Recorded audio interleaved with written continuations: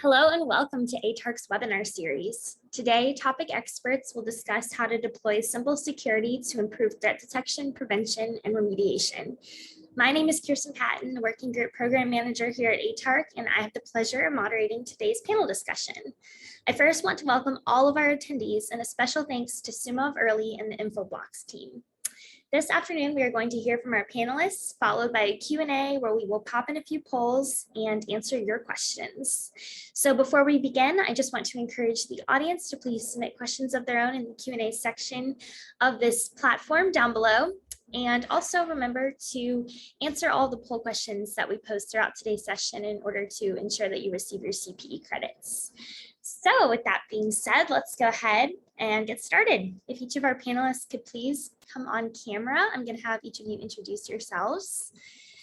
And we will start with Gary. Please tell us who you are, what you do, anything else you'd like to share with our audience. Sure. My name is Gary Stevens, and I'm the Deputy CISO at the VA and also the Executive Director for Information Security Policy and Strategy. Within that role, I'm one of two direct reports to the CISO who reports directly to the CIO. And my role and function is to oversee the policy development activities, external, internal reporting. I have the cybersecurity architecture team also working for me and cybersecurity engineering, as well as I oversee the medical device implementations and kind of Internet of Things, as well as our enterprise cybersecurity program. Fantastic. And then over to you, Jeremy. Yeah, good afternoon, everyone. Thanks for having me. My name is Jeremy Wilson. I work for the state of Texas Department of Information Resources. We are the state agency that basically provides network and IT and cyber services across the state of Texas. I work in the office of the Chief Information Security Officer. I'm currently heading up and focused on our statewide multi-factor authentication program. In the last biennium, the state legislature gave our agency funds to establish a statewide multi-factor authentication program. Prior to taking over this project, I also was in charge, was the security manager at our state's Network Security Operations Center. So I got to do that role for 5 years. And it was very interesting because I got to work with all the state agencies, whether it was monitoring and alerting or responding to incidents. But happy to be working on this new multi-factor authentication program. Nice. And let's hear from Michael next. Hey, good afternoon. I'm Commander Mike Pine. I'm the product owner and digital lead of our digital agility team here at Naval X. And Naval X is an organization working to more rapidly put capabilities from the commercial marketplace into our warfighters' hands, guiding the rest of the Department of the Navy through some of the innovative steps and authorities that we already have available to us so that we can help accelerate that. So primarily my role at digital is putting safe, reliable technologies into our hands so that we can do our job more effectively. So kind of building our own internal nerve tissue and also our outreach capabilities out to the commercial sector where all that technological innovation is happening. And previously I've worked in my Navy HR and I'm here speaking for myself though. Naval X didn't send me, the Navy didn't send me. Super cool. Thank you. And then Allan, I like your background, Allan. Thank you. So Allan McNally, I'm the Director of Pre-Sales Engineering at InfoBlocks. We focus on helping you understand DNS and helping secure DNS. So I guess I'm here to provide a little bit of that angle to our conversation today. But thanks for having me. Awesome. Sounds good. So in no particular order to start off, whoever has a response to this first question, I would like if someone on the panel could please speak to the major digital use cases at your agency, both in support of mission delivery and citizen interaction. To go along with that question, did your agency experience an acceleration towards digital services brought on by the pandemic? So if there's any use cases our panelists could speak to, please feel free to go off mute and share. Yeah, well, I might start. Oh, go ahead, Jeremy. Okay, I'll be brief so we can both talk to that one. Obviously, with the pandemic, there was a lot of remote workers. I know I talked a little bit about the multi-factor authentication program I'm working on. That's part of our Texas.gov program that serves constituents, and it also serves state agencies.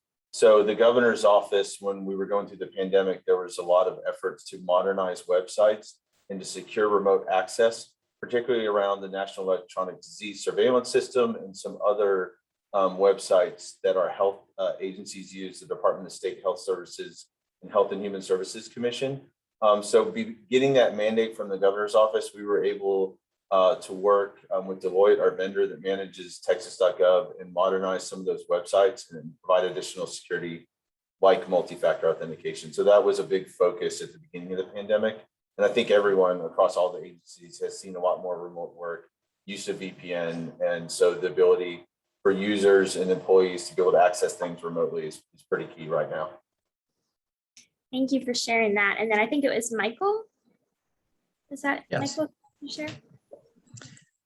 Yes, I'd say for Naval X, a lot of the work we do is trying to do outreach to people in the commercial industry and not necessarily as inwardly focused as some of the other agencies in the Navy and Marine Corps are. So for us, we've long been trying to build out some digital products and platforms to help us not just engage better with outside of the Department of the Navy, but also to track those engagements better and start to answer the question back to the rest of the Navy is, are we providing value? Does our mission clearly align with things that the Department of the Navy needs? And if so, how well are we doing on that? Because some of the stuff we try to do is culture change as well. And if we're going to eat our own dog food, if we're going to teach other people to accelerate their mission by focusing on things that are valuable and ignoring the waste, that's stuff we need to do as well. So that's kind of the big thing we've been looking at is we have a digital engagement platform now built on top of a service called ServiceNow, which has been a pretty good fit for what we're doing. As far as the pandemic goes, I would say we actually rely a lot on what the wider Navy provides to us, which has been extremely helpful. So many of you may have heard that DoD offered a Microsoft Teams when the pandemic first hit to all DoD service members. And that was instrumental in keeping us going and actually accelerating some of the stuff we did. So now the Navy has kind of taken over that function with something that they call flank speed, which is being rolled out as we speak. But even so, we ended up finding that we had a need to procure Zoom for Government separately. Again, because of the audience that we typically have, who does not have access to DoD IT, does not have access to Navy IT. So that's something we ended up picking up. Hopefully that answered the question. And Kirsten, if I could chime in as well. So I'd say at the VA, the pandemic really propelled a lot of the things that we already had in place. And what I mean by that is it shifted them to the left a little bit. They were already planned, but with the pandemic, we needed to obviously get these services out a lot sooner. But I'll speak to specifically 3 use cases. First of all, the remote user base. We typically had about 76,000 personnel that would remote in on a routine basis, but with 400,000+ employees under the pandemic, we had to really enhance that overall capability to support a much larger use of a remote workforce. So that would be one particular use case. The other one would be under the VA.gov related initiative, really where we've been able to enhance the service offering to the veteran, whereby they can go to, it's kind of a one-stop shop for VA.gov for the critical services that they would typically want to use on a routine basis. And, we've got about 1.7 million people that log on a routine basis to that site to get the specific services that they need.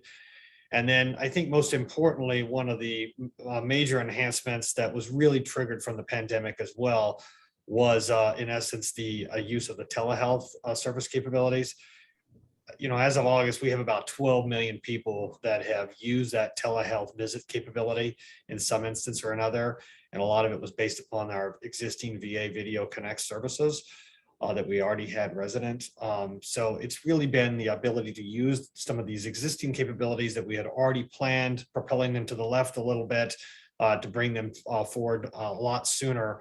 And then, just ensuring that we continue to deliver those services consistent with what the veteran expects. Fantastic, thank you. And Allan, did you want to add anything before we move on to the next question? Well, I think, what we really saw was, the pandemic happened and everybody had to go home immediately. So as Gary was saying, it accelerated some if you had it in plan, but for others, they might not have had the plans to go do that. And so all of a sudden you're like, oh my gosh, okay, we just need to get a VPN turned on. But then they didn't, you're VPNing all the traffic. So I know that this was a challenge where, people were VPNing YouTube traffic. So that crushes the head end. So then you have to start thinking about policy. But I think we're at the point now, we're a year and a half into this. So we're really starting to look forward of, okay, this is the new normal, and how can we adjust to that? So, you hear Jeremy talking about, MFA and, hey, we're going to roll this across the state, and, bringing some of those things to the forefront. But now we can start planning for them and really start looking forward. So, I think we've made the pivot. We're not surprised anymore, but this is here to stay. So how can we continue to evolve and keep the bad guys out of our networks? Excellent points. Let's go ahead and pop up our first poll question, which is going to state, are you satisfied with your organization's security strategy? And then the options range from highly satisfied to all the way to highly dissatisfied. So if you're at your laptop, please go ahead and answer that. And then let's talk about security strategy. So assuming that there has been significant increase in all things digital, which clearly there has, how has that impacted your agency's security strategies in particular? Looks like for the most part, people are highly satisfied. So that's good, or satisfied. Who wants to kick us off with that one? So speaking to security strategies. I'll start off. I'll just say, like I said, with the role we have at DIR, we always produce a statewide cybersecurity strategic plan, and it sets goals for the state. And so when I say the state, that's primarily our state agencies. We have well over 100 agencies, and they range from really large, huge agencies to small to ultra small, with all different kinds of staff and budget. So in our last cybersecurity strategic plan, they came up with a pretty good acronym that stuck in my mind that I thought was helpful. So our 5 high-level goals were STORE, staffing, tooling, outreach, response, and engagement. And so, setting that strategy and having everybody in the state kind of, marching towards a similar plan, I found has been helpful as we work with our customers with the other agencies. Great. Anyone else want to speak to their strategies for security? Gary? Yeah, I was just going to say that, obviously enterprise the size of the VA already had extensive kind of security protocols and capabilities in place. I think what happened as a result of the digital, the digital requirement under the pandemic, it really, again, spurred a lot of things, spurred that dialogue, and really enhanced the overall collaboration that we needed to have across the department. I think that was really key. A lot of things oftentimes in an enterprise the size and scale of the department, like the VA, happens in silos. Under the pandemic, man, there was a roll up the sleeves, engaging both the contractors and service providers, as well as government personnel, to really put the issues on the table in a collective form, in a daily type of meeting, to really put these issues on the table and then discuss them. And what that really translated into is the broader things that we had already put forward on our strategy, which was enhanced collaboration, ensure that we have the best security to provide to the veteran and to secure their data. And really what the pandemic did was just bring those things to the forefront. The EO now has also enhanced that with the latest emphasis on ZTA and cloud, as well as MFA, kind of what Jeremy's talking about. So I think we're really laser focused on those things. But with the digital kind of implementation, right, you have all these additional endpoints you have to consider, all these additional means by which you have to share data, ensure that that data is protected. So it's led to a lot of different focus areas that we always had, but that we've subsequently enhanced as a result of the pandemic. Yeah, Allan, Michael, you're up. Go ahead. Oh yeah, I was Naval X is kind of interesting because unlike the VA, which is very large, Naval X is a very tiny team, and so for us, the plan to some extent really comes down to just being brilliant at the basics. Having the asset management figured out, making sure the antivirus is always on, and really just being careful with the tools that we do, try to pick up, because we don't have the bandwidth to maintain, 55 different cloud offerings, right? So we got to try to make do with what we have, with what the digital team can support, and also train up the rest of Naval X to, kind of be willing and able partners in that cybersecurity journey so that they know, what is the difference between IL4 and IL5? What is the difference between IL4 and IL2? What is the PII you can put into a system, and what is just too sensitive PII to put into a system, and that kind of thing.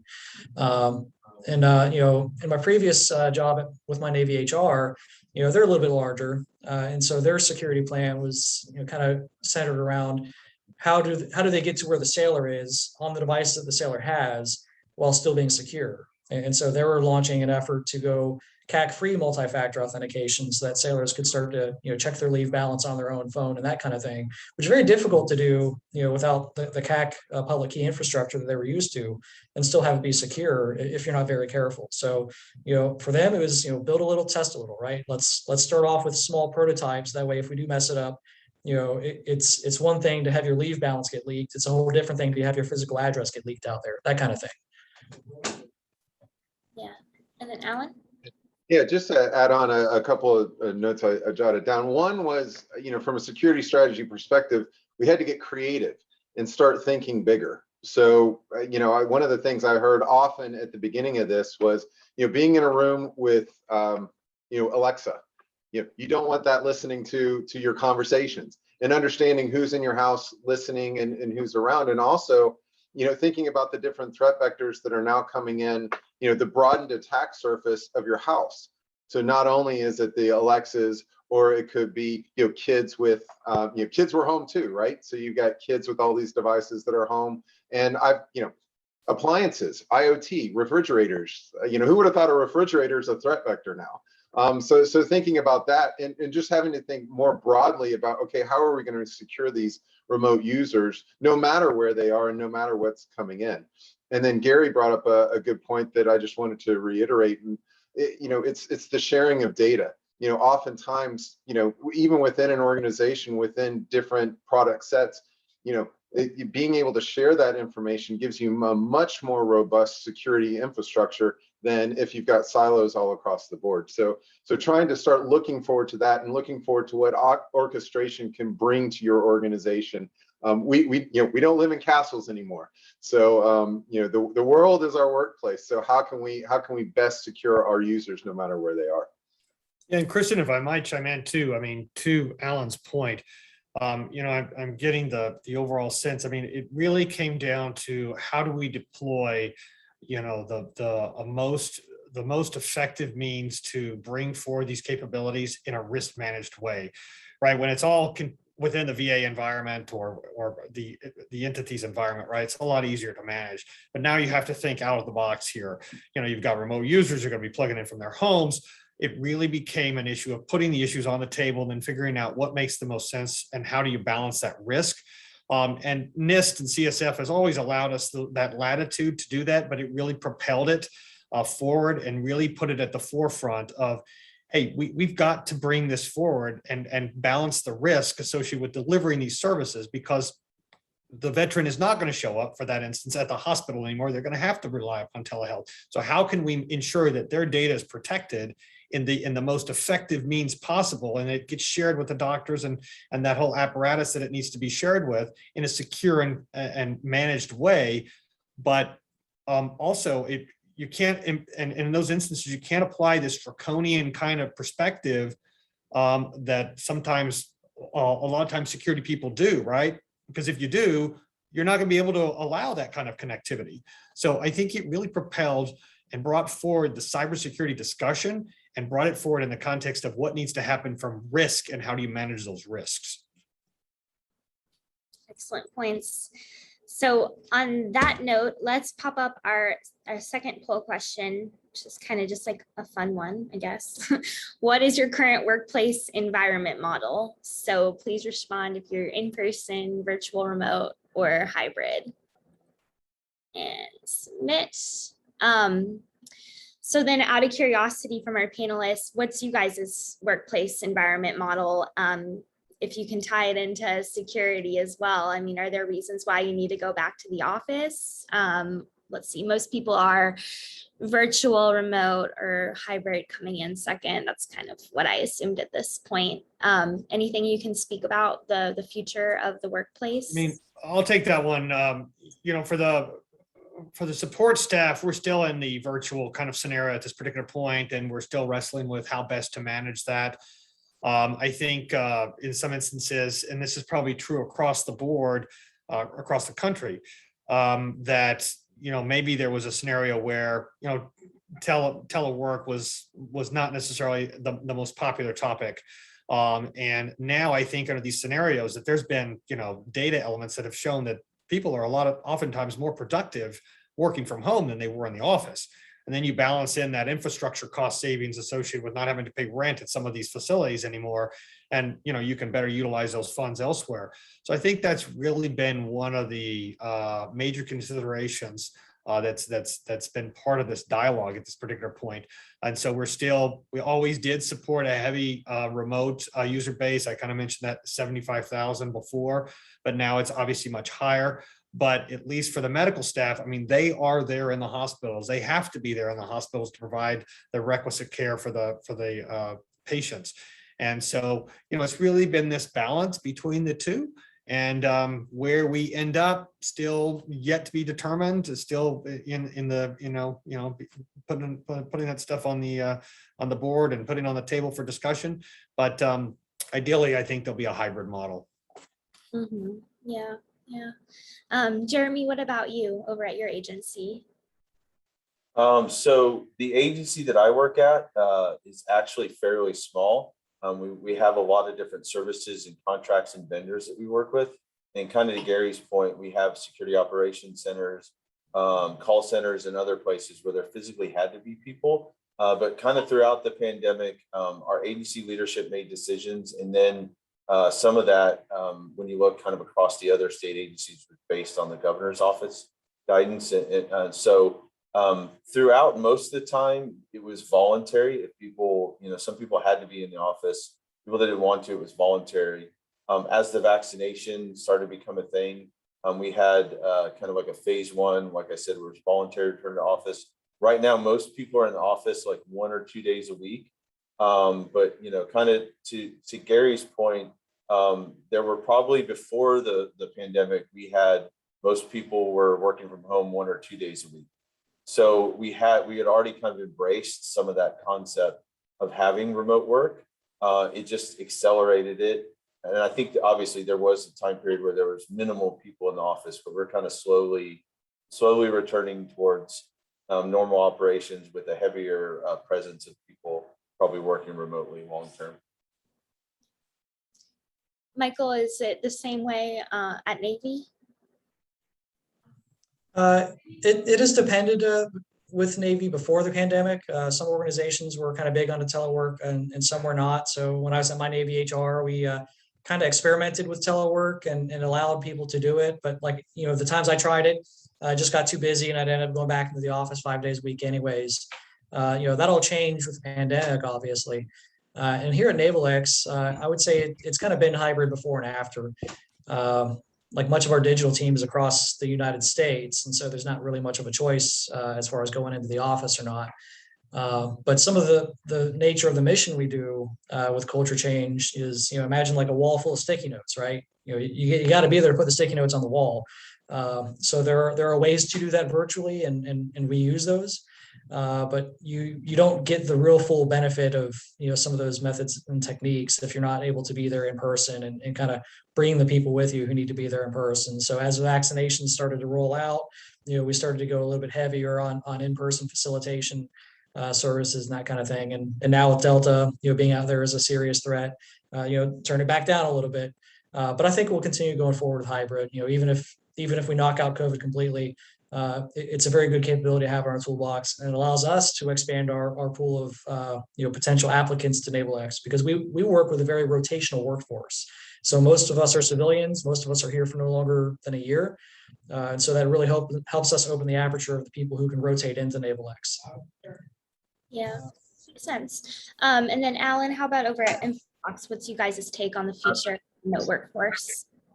I think it's it's still TBD on how Silicon Valley and all of that's gonna end up. I saw Google just announced that they're postponing back into the office till 2022, and they're waiting to see what goes on there. But we, for us, it's kind of optional to go into the office. And what we've seen just kind of across our, the federal government, state and local governments is just a variety, it's all across the board. To Mike's point of, sometimes you got to be in the office and there's certain agencies that you've got to be there. You can't have conversations outside of there. But I think ultimately we're just going to settle on whatever the right mix of telework and in the office, needs to be. To help, to Gary's point earlier about saving costs on facilities and things like that. And, that work-life balance, integration, whatever you want to call it, and getting happier workers and being able to expand that pool. I know for us, being able to say, well, you don't have to reside in Northern Virginia, you can reside in, the Eastern Seaboard. That's a great expansion of who I can go hire. And who can work in our organization. So I think we're going to continue to see, people are still feeling all of this out and what the long term is going to look like. But I think it's going to be some sort of hybrid. Yeah, awesome. Thank you guys for sharing that information with us. All right, so moving on, let's talk a little bit more about security approaches and what the significant challenges when it comes specifically to the implementation of these security approaches has been. How has your agency overcome these challenges? Where do you see the biggest vulnerabilities to focus on? Who would like to start? I'll start on some of mine if that's all right. Sure. So kind of generically in the Navy, I would say, one of the biggest struggles is actually kind of just the org structure of how security is done. Security, because especially in our case, if we're trying to buy good products, that way we don't re-implement them and put our own security holes into them. Like if we're trying to buy Microsoft 365 as an example, now you've turned it into an acquisition problem. And so you got to get the acquisition team aligned with the procurement team, aligned with the resourcing team, budgeting, that kind of thing, and get that aligned with an architecture team and get that aligned with a security team. And at some point also, a product owner or a mission owner. And, in some spaces, you can have it all into one, like a cross-functional team or an agile team or something like that. But kind of structure within the Navy, we build those into different offices entirely. And so now you got to solve the communications problems of how to get the right offices talking to each other and the right people within those offices talking to each other so that you make sure that you have a successful acquisition of a product that is secure and will be used securely and will be implemented securely, et cetera. And so, especially with the pandemic helping us get better collaboration tools, ironically, that actually helps with a lot of those challenges because now people that at best you could have, shot an email to or picked up the phone, you could sit in with a video call and you could easily bring in, the other people that needed to know what was going on, with your network or with the digital product on your network, so that you addressed all the ULIs, there's no pain points that you left out by accident. And that ended up being helpful, but it's still a heavy challenge, I would say.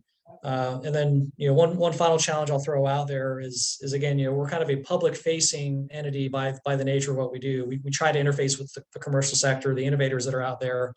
And so, much of our process is inward oriented. So, for instance, we fielded a website, they gave us website security certificates, and those website security certificates don't work on industry's iPhones, right? Because they're signed by DoD, they're part of the DoD root of trust.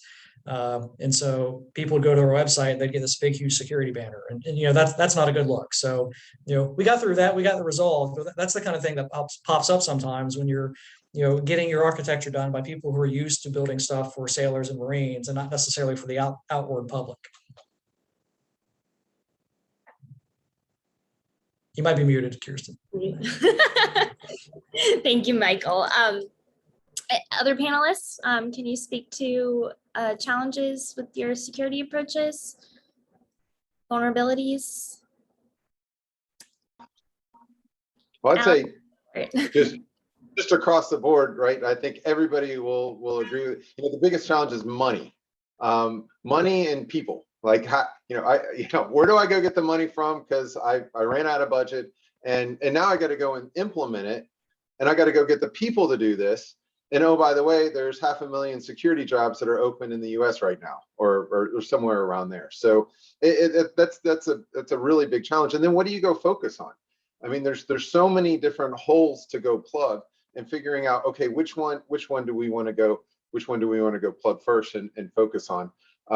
Certainly I wouldn't be doing my job if I didn't bring up DNS as a major threat vector. And Ann Neuberger, who was in the NSA when she made this quote, now part of the Biden administration, said, 92% of malware utilizes DNS.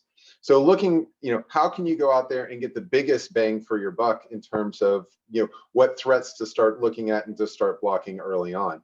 And so that's, one of the things that we've just been out trying to help people understand, because a lot of people don't think of DNS as a threat vector. It just works, right? If I go to, Navy.gov or, wherever, dir.gov, it just has to work. I don't need to understand how it works. But if it doesn't work, I think we were talking about uptime earlier, that's a big challenge. And when everybody went home, that's they expect their applications to be up 24/7. And one of the big parts of that is DNS. So being able to understand, okay, well, the bad guys know this too, and they're taking advantage of that. So it behooves us to at least start taking a look at, okay, how can we defend ourselves against this threat vector? And for clarification, DNS is domain. Name. Say that again. So domain name service. So if you go to Amazon.com, the way the internet is think of like your cell phone. If you're going to call Jeremy up, you may not know his number, but you have it programmed in. So you hit Jeremy's name and it dials him. And there he is. He's waving.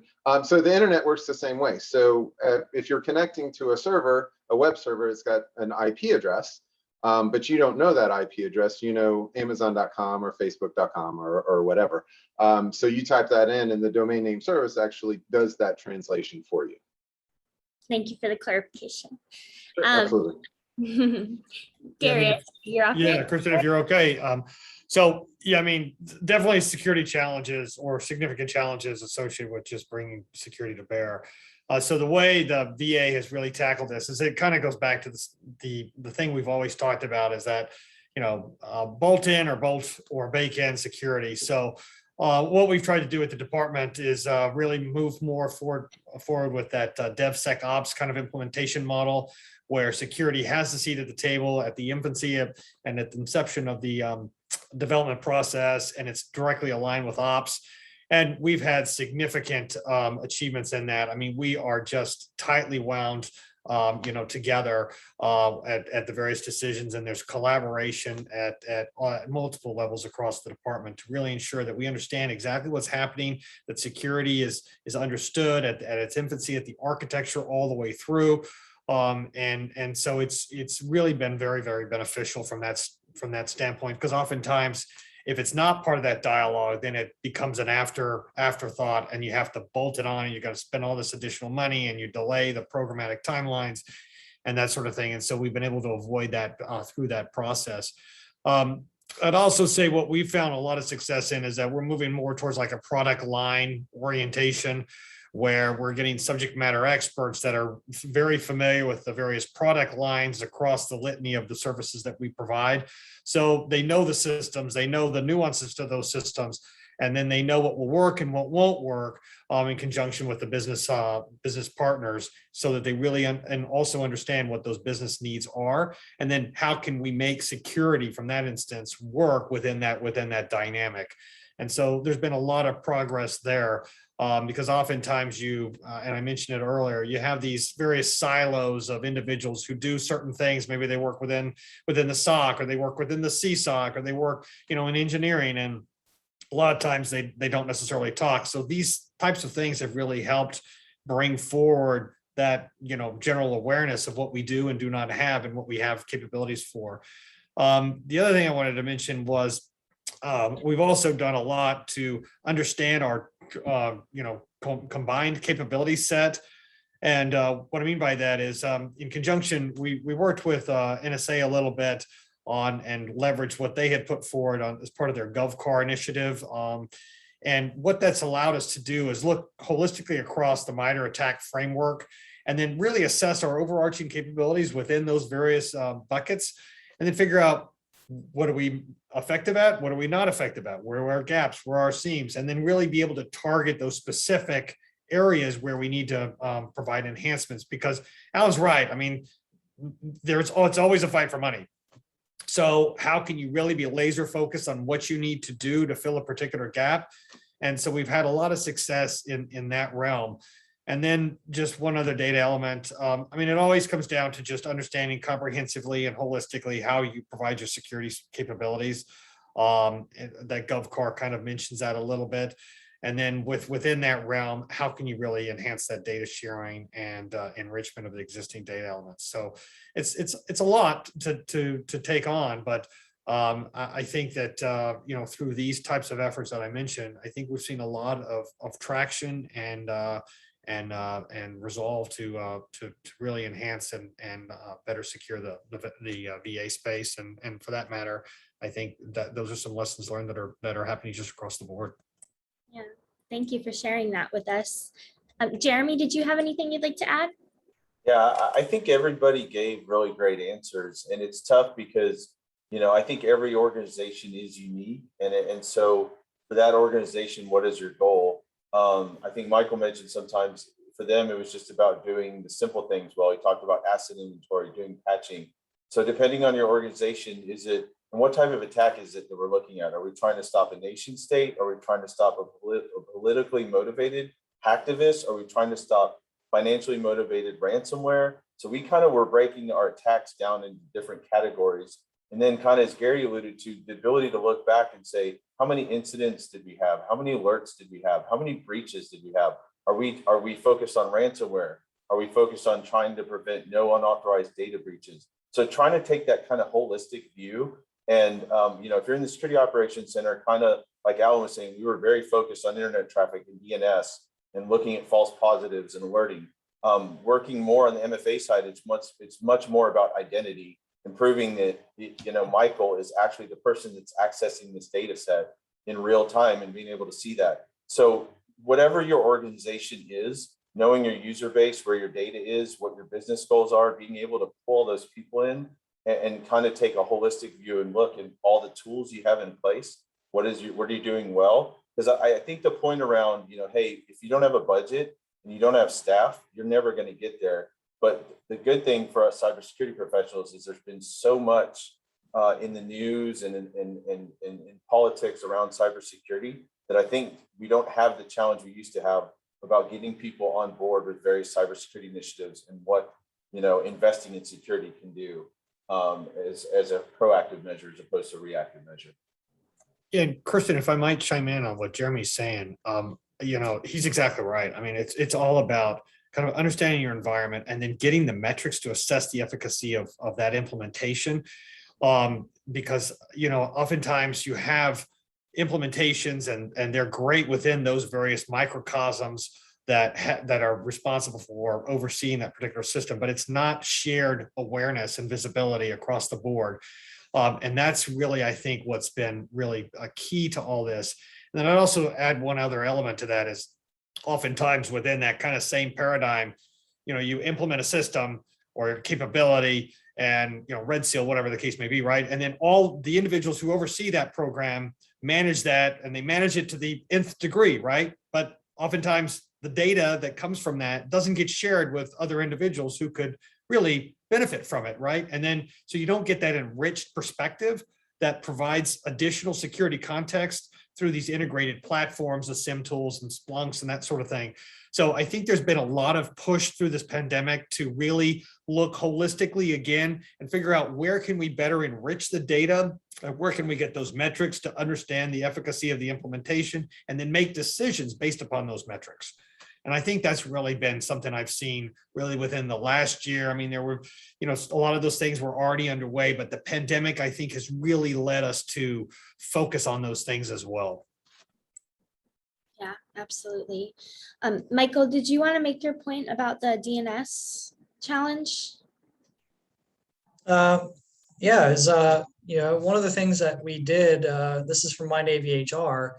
One of the things that we were doing to try to reach out to sailors where they were was adopt a kind of cloud-powered identity management solution so that we knew that when, Mike Pine logged in, it was really Mike Pine. But, as a cloud system, they're really oriented toward, these are the URLs that you need to add to your firewall to unblock traffic.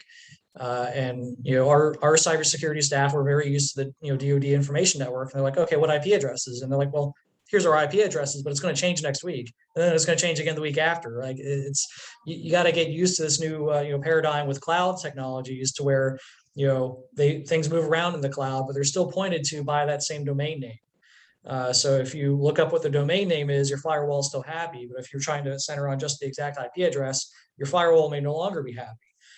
So that was, one of the many things we ran into, just trying to, bring some new technology from the cloud into our more legacy modeled, data center style network. Michael, you also mentioned before about collaboration tools. Are there any that you'd like to share for remote work while also remaining secure, other than the obvious Zoom for Government? Yeah, I mean, Zoom for Government was actually, I don't necessarily endorse or, recommend any of these. But Zoom for Government, Microsoft Teams, I know that there are tools out there like Slack, which are kind of very effective for the mission, but not necessarily as certified for government use. And actually, the Air Force did something interesting where they adopted a open source commercial tool called Mattermost, and they just ran it in their own infrastructure as an example of their DevOps platform team, Platform One. And so, if you have a team like that, if you have a DevSecOps team, that you can put a little bit more onto to have them build out a platform and securely collaborate that way, that can be interesting stuff. But outside of that, I would say, not the Proton Mail. I think NSA has actually put out guidance as far as, like the cybersecurity challenge, as far as, tools like Wicker versus Signal versus, WhatsApp and some of the others. But for the most part, here in DoD, we put all of our collaboration tools through a very thick ringer before we start letting people use them, and that results in things like Office 365 is just getting out of there. Zoom for Gov we use here and there, that sort of thing. Yeah. Anyone else on the panel? Any collaboration tools that you found to be very beneficial when it comes to secure remote work? Yeah. So like I said, we have all different kind of vendors and contractors and hundreds of different state agencies. So if our agency said we prefer Teams, or like you said, Zoom for Government, and I'm working with the comptroller and they prefer Cisco WebEx or Skype, DPS uses Slack. I mean, there's so many different tools out there that kind of where we sit in the state, I've had to use pretty much all of them. And you just have to kind of take the time to learn the different little ins and outs of each of them. They're all pretty, I find, fairly intuitive. Some have different feature sets that are easier for whether you're chatting or doing video. But yeah, we definitely use Microsoft Teams a lot, but we've also been using most of the other tools. And without them, I don't know how we would have managed our work during this pandemic. It would have been pretty rough. So. Yeah, Kirsten, if I might just add one thing to that too, kind of vendor agnostic, like both Jeremy and Michael are being. But what I think has really been exciting about these tools is that, if you started at the inception of the pandemic, everybody's just trying to figure out, how do we connect? Now, what you've seen is that, hey, it kind of goes back to what Michael was talking about. Hey, now you have, typically you would love to see note boards or little notepads on a whiteboard and that sort of thing. Or how do you, address or enhance a document in a collaborative way? You've seen all of this additional functionality that all these vendors are bringing to bear that really allows for this collaboration to happen in a remote kind of capacity, where you can on the fly edit documents, where you can, put notepads up on a board and everybody can see them, right? And I think that's been the most exciting thing, which I think goes back to the larger issue of what we talked about, where is this going to all land? I don't know the answer to that, but what I do know is that, hey, whatever model we choose to go forward with, the tools that are available to us are so far superior to what they were a year and a half ago that it really doesn't matter, because it's still going to allow for the productivity to happen in this collaborative, highly collaborative way. And I would say in many instances, there's more collaboration that's happening through these tools than there was when we were in the office. So I think that's a testament to everything that's happened across the space with all the vendors in these areas. Yeah, it really is amazing. Yeah. Jeremy? Go One ahead. thing I was going to say, kind of like Michael was saying, I can't say that, hey, this is the preferred one or only use this one, but Docusign. I don't know how we personally would have bought our house as we were going through all the many contract changes and signatures between, all the different parties. Docusign is a lifesaver. And so on the work side too, of course, there's contracts and things that so many people have to sign off on up to the executive director. That can happen within 5 minutes as opposed to a document traveling all around the state or the office. So anyway, that's something that I think everybody can take advantage of. Yeah, absolutely. All right. Well, thank you guys for sharing those insights.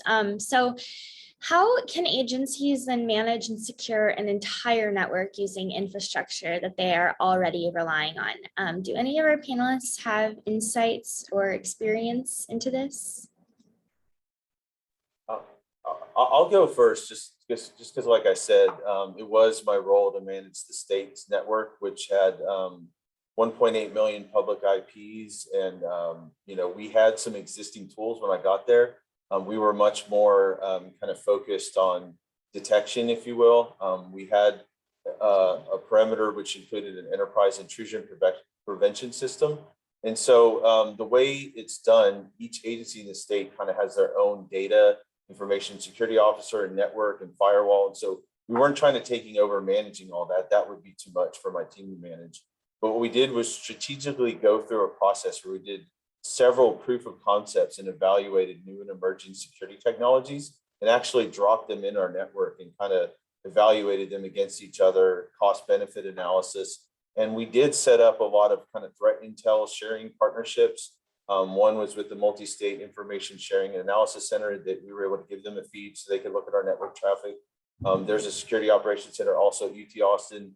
They had a tool where they were able to put a sensor on our network and send us alerts. So initially we were looking at getting other entities to look into our traffic and get us alerts to things we couldn't see ourselves.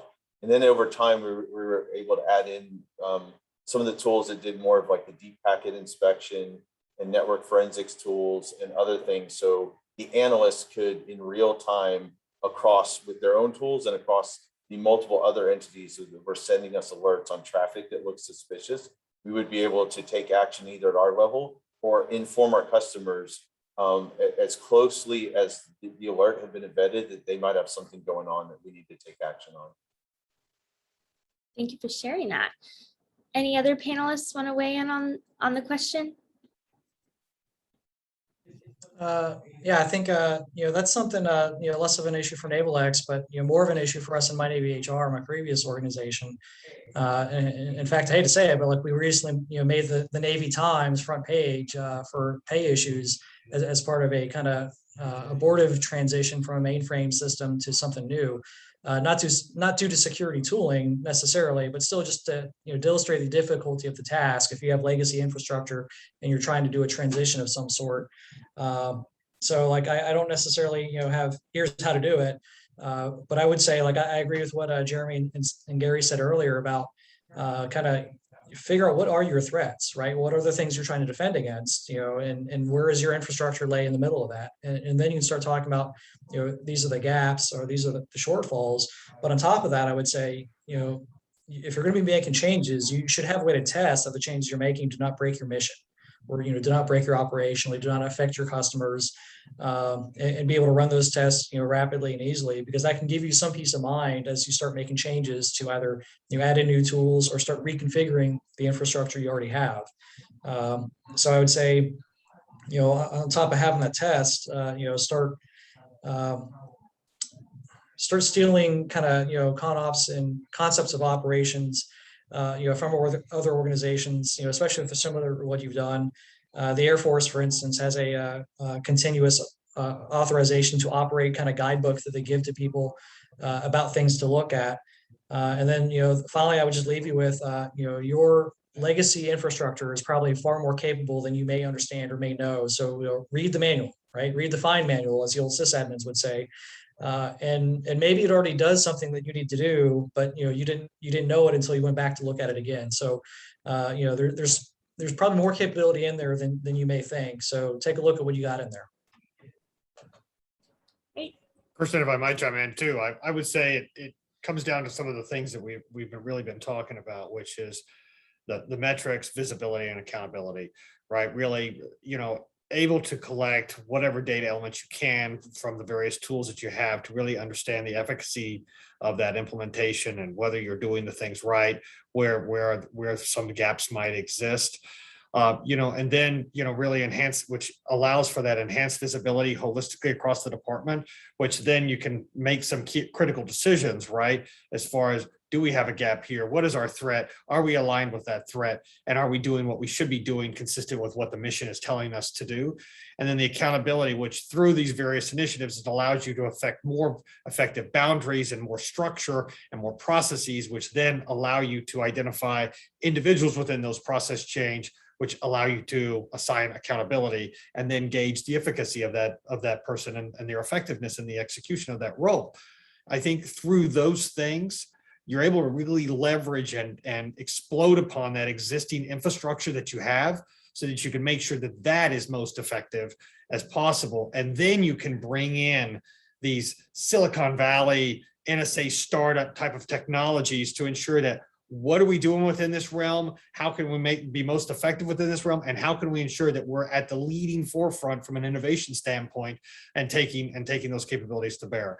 So I think that it's really a lot of those fundamental things that allow you this opportunity to really address what you talked about. Great. And Allan, from the industry perspective, what would you say to agencies looking to manage and secure, oh my goodness, I can't speak, an entire network using Well, I'll follow along with what Mike was talking about. If I've heard it from, a lot of customers, right? I don't need another product. And part of it is okay, figure out what you have and what it can do. And what are the capabilities? And Mike, I saw your message in there. I was going to talk about automation because that's a big thing, right? How can you get automation and orchestration? How can you get what you have talking to each other? Get out of this idea of silos that my firewall only does this and my IPS only does this and my this does this, and get out of that idea and figure out how you can lay everything on the table. Kind of like I think what Gary was talking about. Lay it all on the table. Okay, how can we kind of cobble this together and make an automated and orchestrated solution to help protect our users, our data, and our network. And that's really, I think, what you got to start thinking about is thinking in broader terms that Infoblox only does this, and Palo Alto only does this, and Cisco only does this. Okay, but how can we get them to work together? More often than not, there's open APIs that you can get these things to talk to each other, and you can automate responses. Again, going back to, you're not going to get more people to throw at this, to help solve problems, to look at more alerts. That's not going to happen. So how can you be more effective and efficient with what you have? And I think it's really looking at that automation and orchestration piece of it. So an interesting audience question came through. Are you all considering using blockchain technologies in your digital strategies or already using them? Any insights into blockchain? I know there's this question comes up sometimes, especially for us at Naval X, because we're looking at kind of stuff that's out there, stuff that's innovative. There's actually a NIST, it's not a special publication, but there's like some sort of information research paper that was released a couple of years ago that kind of like on page 62 or something like that. It has like the blockchain flowchart, right? And it's like, are you, does your data system need to be decentralized? Yes or no? And if the answer is no, then they're like, okay, maybe you want to use like a SQL database instead. And so like you go down the list and eventually get to like the end, right? Where it's like, okay, this is a really good use case for blockchain. So like the cases we run into in Naval X, have not hit to the bottom of that list yet. So we're not really looking at it. But I would say, if we have things that come up that do end up needing to be, decentralized and trustless and no, private entity controls the membership of who's on the blockchain, et cetera, then yeah, we would look at it. But until we do, other database and other storage technologies, just are either typically more efficient or typically faster or otherwise, check other boxes that the blockchain has not checked for us up to this point yet. That's just our experience. Yeah. Yeah, and I would chime in on that too, Kristen. I'd say that blockchain, AI, those types of heuristic behavior analytics, predictive analytics are really at the forefront of a lot of things we're exploring within the VA space. A lot of them are still in their nascent state because in some instances, some of those technologies are in their nascent state as well, and how they get applied within enterprises, the size and scale of the VA. But yeah, ultimately they are being looked at. So we're engaging various partners in those discussions and figuring out what makes the most sense to apply those technologies accordingly. Mhm. Excellent. Well, I will plug that ATARC has a blockchain working group. So if anybody has ideas or things that they want to explore, better understand, reach out to me and I'll hook you up. So for the last part of this panel discussion, let's pop up our third poll, please. How has the increase in new security approaches impacted your agency security strategies? Please answer that at home if you want to get your CPEs. And with that, we only have about 5 or so minutes left. Let me see. Okay, so we do have an audience question come through. We'll answer this. How is Zero Trust changing your directions and use of tools used for today's networks? So Zero Trust, everyone's favorite word.